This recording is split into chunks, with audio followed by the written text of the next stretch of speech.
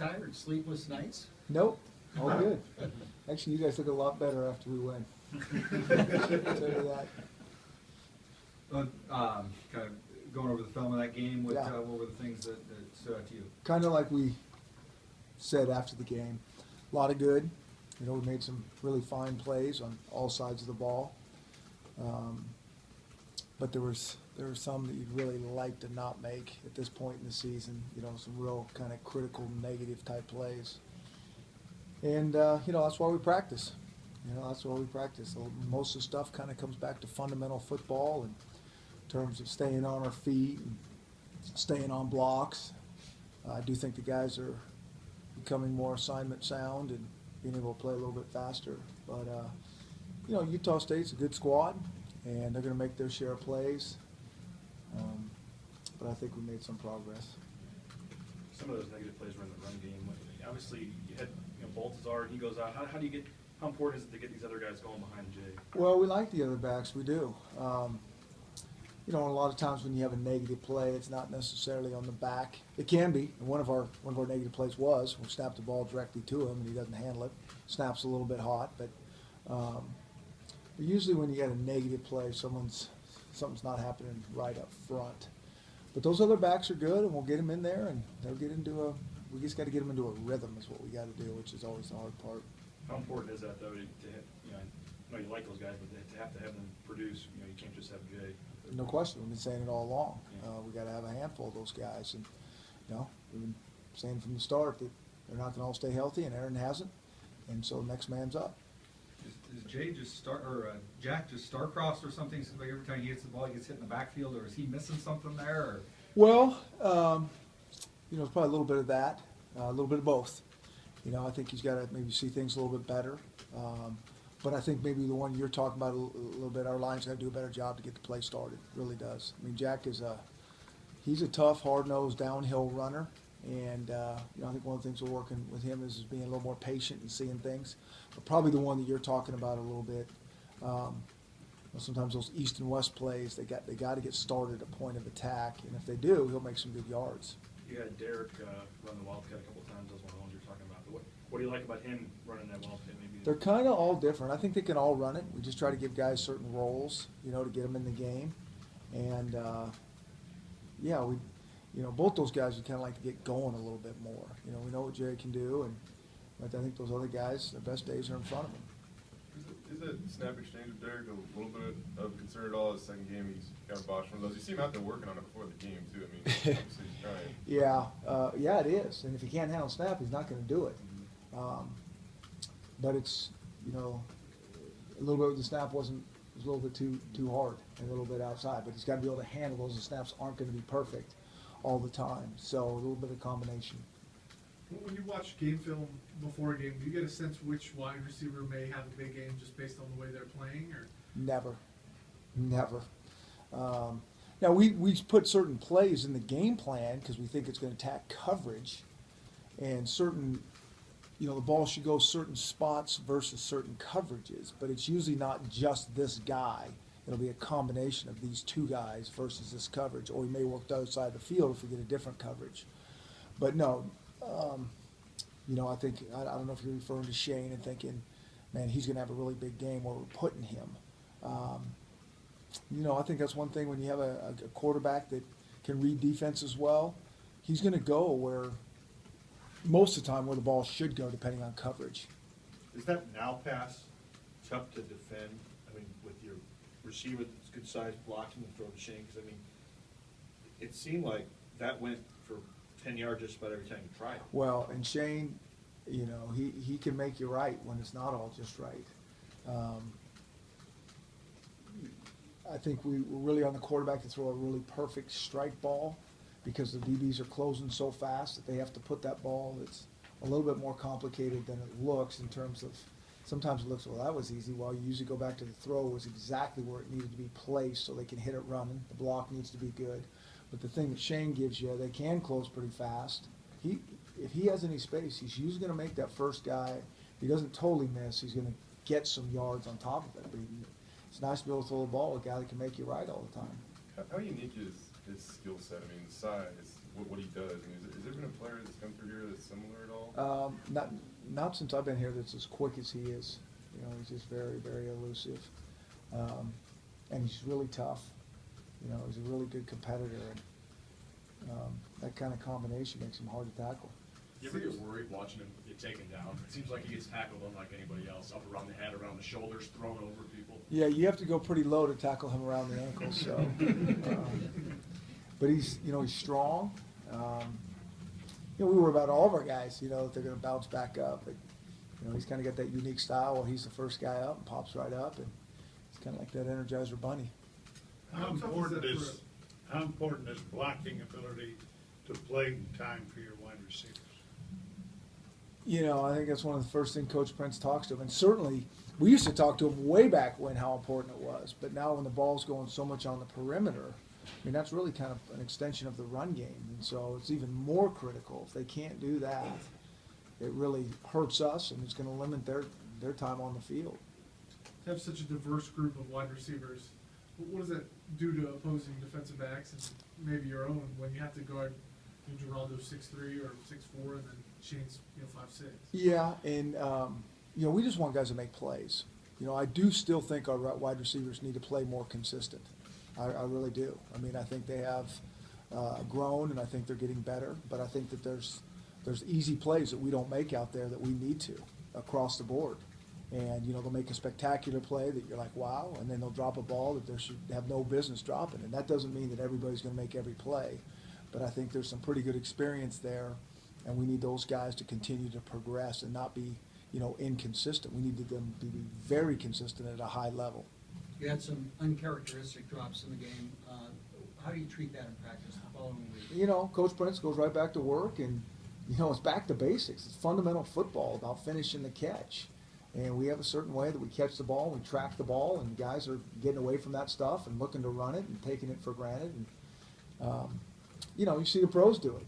And you cannot get too far ahead of yourself, for the best guys that we have that catch the ball will drop it. How about Aaron getting back in? I mean, you had a couple of those too. Looked like a couple got into his body or whatnot, but just him trying to get back after a couple of weeks. Well, he made a spectacular catch there to score, and so you see all that ability and that potential to make the tough catch. We got to be able to make the routine catches. It's a little bit what I'm alluding to. It's nice to get him back out there. Game speed is different than practice. He's been out for a while, but we need to take the next step there across the board, and that'll really help us. Did they do anything particular to take away Matt, or was that just sort of, Joe was going where the reads were? Yeah, no, they played, a lot of man coverage, tight coverage. They had a couple good, corners. We knew that going in. Matt had a chance or two to get the ball. But a lot of times man coverage, sometimes those inside receivers have a chance to get the ball more, depending on matchups. On that end of the first half situation there, on the second kneel, did that come too early? Was that maybe part of it? Yes, it did. The whole thing was, live and learn. Even the ref told Joe to snap the ball. It's under 40 seconds, snap the ball. So he snapped the ball. They called timeout. It's on me. Like I said before. We gotta play it like, and it's smart football by them if they had timeouts and are backed up. I would have done exactly the same thing. We got to play to get out of the hole and play till the final seconds are off the clock. Have you ever seen anything as weird as that, where they blocked your punt and then you blocked their field goal? Yeah, it was quite a momentum swing, and it was really some good competing on both sides, to tell you the truth. I was really proud of our guys that they didn't, now what? They were irritated, and starting from Brian Douglas to go knock those fade balls down. He was all about it. And then Charles Leno and DeMarcus and Ricky and all those guys that push inside, they go right back, and it was great. It was great football. It was really good competing. I think both sides were extremely fired up on it, and it was a good exchange, except for I kind of felt bad because I was at the center of it to blame, and we shouldn't have been there. Why your assistant coaches had left the box? How much of a scramble was that there? Well, it wasn't a scramble. Once at that point, it is what it is. It's like, okay, do we want to call a pass here, or we want to just get this thing off? And, we had another error that we shouldn't have punted out of the formation that we were in. We should have used a tighter punt formation. Still could have got the ball off. One of our guys made an error inside. You know, it's just a series of unfortunate events. How good was Douglas? I mean, they ran two different receivers against him. Yeah. He's got size, he's probably given up a foot. The plays look fantastic. Yeah, he's competing at a pretty good level. He is, and you know, to play a high level of defense, you always kind of talk about some defensive ends and corners. You know, I mean, those guys can really change your life out there. You know, he's not very tall, and they put the tallest guys they got that are receivers and try to throw it up, but he's explosive and he can jump. And you know, over the years, we've had been around a lot of corners that really aren't great size, but they're explosive and they get timing to the ball, and that can make up for a lot, which Brian does.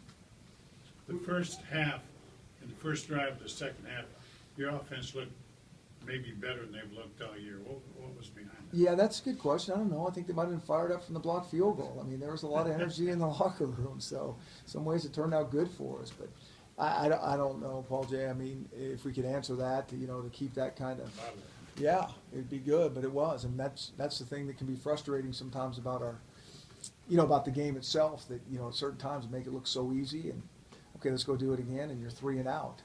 But I do. Part of that has to do with guys on the other side of the field that play good, and they adjust, and they settle in, and they call blitzes that, we don't handle, and all those type of things. But, at times we look very, very good. At times we look like we can spend more time on that practice field. You guys have had some success, and a lot of people do, coming off the edge and blocking field goals. But you're getting such tremendous push up the middle and blocking these field goals. Is it something different you're doing scheme-wise, just those guys, or? It's a little bit of both. I think you got to play to your strengths when you're doing those type of things. I think you got to have a special guy to come hard off the edge and get there. I mean, we're talking, literally fractions of a second to be able to block those. And, a few years back, I think Orlando Scandrick was really good at that. He had a great first step, and he was kind of a long strider. And a lot of times long striders don't have that great quickness, but Orlando had both. And so we played to those strengths. We got some guys that are kind of powerful inside and kind of play to that. How common is that for a tackle like Charles Leno to be on that unit in the older? We've done that a little bit over the years. If we got a guy that's kind of big and has some explosiveness to him on the offensive side of the ball, to put him over there, and some height as well. But a lot of that has to do with timing. Push and go up all at once. Did you use college like that? I think Darren was in there. I think we've used Dan Gore before. We've used a couple guys. I think we've kind of almost always had an O lineman in there with some of our D linemen because they usually have some decent height to them. Is that something that kind of feeds on itself when you get one? You can push hard all day and not get to any all season. So then maybe by the end you're not pushing as hard, but you get one and then you start to feel like maybe you can get it. Yeah, more. and that's what I was kind of alluding to last game because those guys have been pushing hard for about 4 games and coming up dry. But we really felt like they were explosive and close to it, and then it kind of comes out of nowhere where we got 2, and then we get another one. And so I think it does feed on itself. Now, the opponent's going to see that, and they're going to be working their tail off to make sure that doesn't happen again. So, maybe we are coming off the edge. We'll see. So, I was talking about special teams. I know a couple of weeks ago we asked you about Dan Goodell. Again, he's doing 6 of his 7 kickoffs for touchbacks, 2 of 2 from on field goal attempts, 1 from 39 yards. He's just quietly really had a nice season, a really nice game against Utah State. That's how we like it around here. Our field goal kickers have quietly nice seasons. Only reason they have a loud season is if it's not good. And so he's been doing exactly what we need him to do. His kickoff's been spectacular. And, I said all along, I mean, way back when, the guy's got the makings of a really, really fine kicker. I mean, he's got great pop to his leg. The ball comes up quickly, and you can see that. And so it's just a matter of tweaking the little things. Now, sometimes that tweaking takes, a year or 2 to get it just right. And I also said this when we started, and I don't think anyone worked harder in the offseason than Dan. And all that hard work has really paid off. He said that he has really altered his practice schedule this year. I guess just what was the deal behind that, saying going much heavier earlier in the week? That's really our whole team, but I think that Coach Huff and Ben Thenis that works with those kickers have done a really good job. One of studying kicking. They really studied and talked to some professional kickers and got the fundamentals down of what we needed to focus on and keep it simple because again, I mean, I think it's so similar to a golf swing. I mean, how many books out there on how to be a good golfer, and very few of them are. I mean, you can just confuse yourself. And I think it's similar with kicking. And so they've done a great job of really simplifying that, and I think that they're onto the fundamentals, and the kickers have bought in.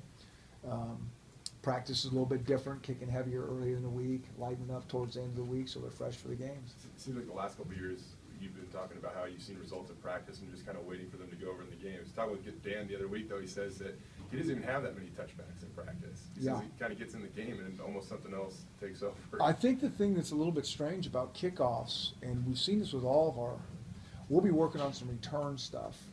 And so we'll sometimes scoot the ball up, and we're just working with returners. And those guys will almost approach the kickoff like a field goal, 3, 4, 3, 5 steps, and the ball will just jump off their leg.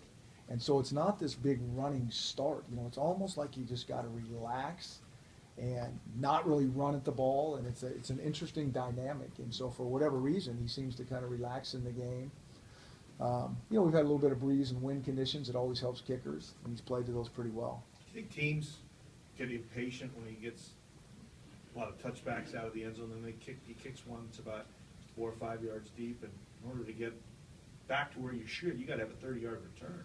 No question. And, you know, I think there's some of that. I think our kick coverage has been pretty good. And so, and teams see that on tape. And so it's like, okay, if he kicks it moderately deep, do we really want to take that chance there or put the ball in the 25? And so I think it's, you know, the combination has worked okay. How about your own return game? I know Utah State has a very good kick coverage unit, but would you just prefer Dallas maybe take a knee, or you want them to take those opportunities to get it out there? Well, we had 2 opportunities, and neither one of them were very good. They need to be blocked cleaner up front, and it's usually, you know, it starts with one guy really not doing their job, and then it causes another guy to not have an angle that he needs because the return ends up going at a different angle than we had anticipated. And so it usually, that's one of the harder teams to get right. You know, you got 11 guys running down really fast. You're settled trying to block, and it's in space, and he's got a two-way go. And so it's difficult, and there's a real critical timing component. But, you know, hats off to Utah State on those coverage teams. You know, we didn't get a punt returned. We did nothing on kickoff return, and we'd like to be better than certainly nothing. Your defensive line seemed like they kind of stepped up last week. What did you see out of that group? They did. They played well. I think they played really well, and you know, we need that. I mean, it starts in the lines, like we always say, and we're proud of those guys for progressing. And you know, I think our defense in general is getting better. We're talking about Brian Douglas and that secondary playing good, and then you get your D-line to put a little pressure. I think we got 5 sacks, you know, really, really critical. And so it's always interesting, though, because every week we have a different style. And so now this week's going to be a different style of football than we've seen for a while. Well, they've seen it because we run similar stuff. But it's going to be different in terms of live football and have to tackle, you know, a downhill run game. How much different is it going to be? You got Fajardo, who is dual threat as they come, and is very experienced, where last week you had 2 new guys. Well, I think, you know, if you look, and this is just my opinion, but, you know, you look even in the NFL and you look in college, and if teams are struggling, it usually probably starts, you know, certainly on offense, but as a quarterback issue. And it's not 100%, but, you know, I mean, Utah State gets their guy dinged up, and there's issues there. You know, Cody was hurt for a game or 2, and, you know, I think they played Florida State, who's pretty darn good. He wasn't in that game, but, I mean, he's good. I mean, he's as good as we have in this league. He can run and throw it, and those guys are always very difficult to defend. How much similarity is there between what they do on offense and what you guys are doing? Well, there's some similar plays, but there's enough. Theirs is different than ours. And it's different than it was last year, you know, with Coach Alt not being there. They've kind of expanded some things and added some things to the run game. And certainly the way that Cody can run the ball is different than ours. What are the biggest differences you see in that team now versus with Alt? I think they have more concepts in the run game. You know, before, you know, they were darn good at it, but they didn't have a ton of volume. They had enough to keep you off balance, and it certainly did keep us off balance. But there's probably some more blocking schemes in there than we've seen in the past. You guys have faced this thing a lot over the years, and it's sort of hit and miss. Some good stretches on defense and not good stretches. What are the keys to playing it well? When it has gone well? I mean, I think when you have a quarterback like Cody, if you can contain him a little bit, that's really part of what they do. And it is hard to get your eyes in the wrong spot, and he's going to be around the corner. And they got lead blockers around the corner, and it's probably what really is changed. Is different than ours. I mean, they really do a good job with that quarterback run game. You've been very successful coming off buys, 10-0. They're coming off a bye. What does that do for you, to have an extra week?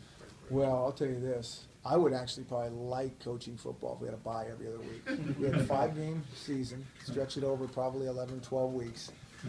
You get prepared, you put in exactly what you want, and you get a few of your guys back healthy. Even coming back today, it's like, oh my gosh, these guys are out here practicing again. You get used to that bye week, and it goes fast, but there's just so much to it to get your guys. Everybody's kind of hurting, so you get some of those guys not hurting. You can really study what you want. You can study yourselves, and so there's a lot to it to feel good about coming off a bye. Going back to that Nevada offense and differing offenses that you'll face with year, how important is it to have guys on your scout team that can do a great job representing them? Extremely important. And that's been a little bit of an issue with us because we've played a lot of young guys that are normally on our scout team. And so our scout teams get a little bit thin, and sometimes it can water down the quality. And so we've always done a great job with scout team football around here. And the kids are working hard and they're giving some good looks, but it's something we pay very close attention to, because if you're just out there, you only have so much time out there, and if they get the play wrong, it's very hard to. If you repeat it again, you're not going to get a look at another play you need to see, and so there's a lot to that. And it just kind of goes back to this practice thing we keep talking about. Wimberley been there forever. It seems like. What do you remember about that guy? Yeah, he's a big receiver, physical receiver. Another guy you can throw the fade ball to, but a lot of experience, been through a lot of things, and played a lot of football for those guys. So he's one of those guys. When he's on your team, you really like him around because he's been through so many games and seen so many different types of DBs that he knows how to operate. On the other side, hacking has caused a lot of trouble. What's about him? Yeah, he's a hard-nosed, blue-collar. He's one of those guys that jumps out at you right away. Great motor and makes a lot of plays. How different defensively are they now with the new coaching staff and everything? They're different, but not extremely different. It's still kind of a four-man front, which they've really always been, and so coverages. They've emphasized some coverages a little bit different. I think it'll be interesting coming off a bye. I know that they're going to have some different stuff that we haven't seen. There's no question about it. So that's always a wild card. Does it help at all? I mean, with your guys' offense changing a little bit. I know you said that it's different than the whole back, but have your DBs or defensive as a whole seen a little bit, maybe a few more looks this time around? Yeah, I mean, for this style of offense, I do think so. It certainly can't hurt us, but I will say that it's different enough that we're going to have a really good week of practice of, getting ready to contain QB. Understanding that you can't talk about injuries, but the fact that Kirby and Reese both made the trip to Logan, would that indicate that they're close? Well, we're hoping. I think both those guys are kind of week to week. I mean, they're not out for the season. We think at this point, but sometimes those things, they get better faster than we think, and sometimes they linger more than we think. And so they're kind of week to week, day to day. We got to hold them back faster than we thought we actually would, and so we'll just see. Is you still expecting to get John Brown back sometime fairly soon? Yeah, but he's still probably a ways away. Okay. I mean, he's not out there running around with us yet, but we are expecting to get him back before the season's out. We're hoping. You mentioned Holden. He hit him a couple times. How nice was it to have that threat back on the edge? Well, it is nice to have some good tight ends, and we've just kind of been beat up at that position as well, and so it is good to get him back in there. And first time out of the gate, he's pretty productive, and I think hopefully this game he takes another step. The Spurback interception, looked like the play was there, maybe just need to put a little bit more on it? He looked a lot better in high school than he did the other night throwing that ball, I'll tell you that. Yeah, it was open, and he just kind of short-armed it. And that's why we got him a receiver, I guess. Coach, asking you about the offense, upwards of 84 plays a game. How much, I think at the beginning of the season you said you want to run more plays because it might create more scoring opportunities. It also seems like it gets everybody involved more and more. I mean, 30 completions probably allows a lot of your receivers to get in that ice group. Yeah, we're just trying to figure out, again, it's not, we didn't go into this at all saying we really wanted to get more plays, although, if you don't huddle a whole bunch, you're probably going to get more plays. But like I said, I think there's a fine line there because I think it puts pressure on your defense in a lot of ways. So it looks good on paper for your offense, but you get more, but you're also, time of possession, which we've been kind of how we've been in the past, I think is important as well. We're just trying to figure out how to score more points without putting our defense in too much jeopardy. And, I think at this point it's working okay. You talk about how well Brian Douglas is playing. What would be a progress report at the other cornerback spot? Well, I think we're doing okay. I think we're making progress there. I think Dante Dion, and I think that Mercy Maston and Cleishon Page. Coach Lake is playing all those guys. All those guys are getting on the field. We need them all to develop. To play a nickel package and a dime package sometimes, and just you can tell that they have an upside. They're not there yet. They're growing. And 1 week, one guy will have a really good week of practice, and we'll put that guy in to give him more time. And so I think everybody's making progress. It was nice to see when I would have said the same thing about Brian, even though he's played a little bit, but he got challenged a little bit and he came through. You mentioned all that after the game. It just seemed like even the stuff they were catching was more contested than maybe it had been through the first 4 or 5 games. And I think they caught a ball on Dante on the sideline. Hey, he's right there competing, fighting for it. They got good players. Sometimes we're not going to make all the plays, and that's okay. But you want balls being contested and guys right there, and you kind of tip their hat to them and shake their hand and help them up and say, hey, try to do it again. That's what we tell those guys. And so I think when they compete and contest for balls, things change in our favor quite a bit. You just don't like to see those guys, running wide open down the field. But I think offenses are crafty and creative, and they're going to figure out ways to slip guys in seams with play actions. And we just got to try to make sure we have great eyes. How about Bo Martin? Talking with him earlier, he kind of went through that transition period last year, but he seems to be stepping up.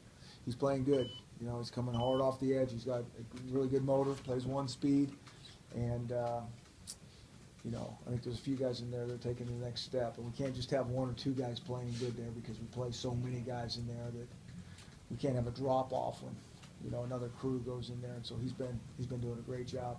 Another guy that seems to be playing a lot better this year, and really maybe his first full season is Armand Nance at defensive line. What have you noticed from him from last year to this year? That's a great question because he is playing better. I think the one thing that I'm noticing is maybe just confidence. He seems to really, he wasn't really a D lineman in high school. We really recruited him to play on the offensive side of the ball. And then when we got him here, his D linemen are always so hard to find that we said, let's give him a shot on that side. And we played him as a true freshman. And so he's just really starting to take to the position, and he's getting the fundamentals down. And I think he's really gained confidence and kind of figuring things out how to play it. So what did you see in him that made you say, instead of fullback tight end, this guy could play D-line? Explosive.